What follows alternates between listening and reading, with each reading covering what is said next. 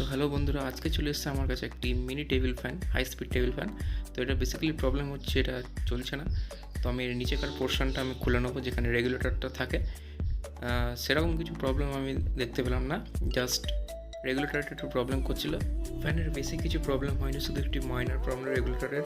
সেই রেগুলেটরটা চেঞ্জ না করে ঠিক হবে, সেই জন্য আমি সমস্ত কিছু চেক করে নিলাম এবং দেন দেখলাম যে ভালোভাবেই স্পিড চলছে ফ্যানের।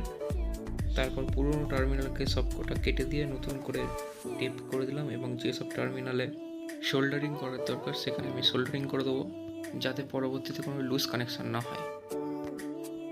তোমরা দেখতেই পাচ্ছ আমি এখানে তাতালের মাধ্যমে শোল্ডারিং করছি। বেসিক্যালি 3টে টার্মিনাল থাকে, 1 নম্বর স্পিড, 2 নম্বর স্পিড এবং 3 নম্বর স্পিডের জন্য প্রতিটা টার্মিনালে আমি শোল্ডারিং করে দিয়েছি, যাতে পরবর্তীতে লুজ কানেকশান না হয়।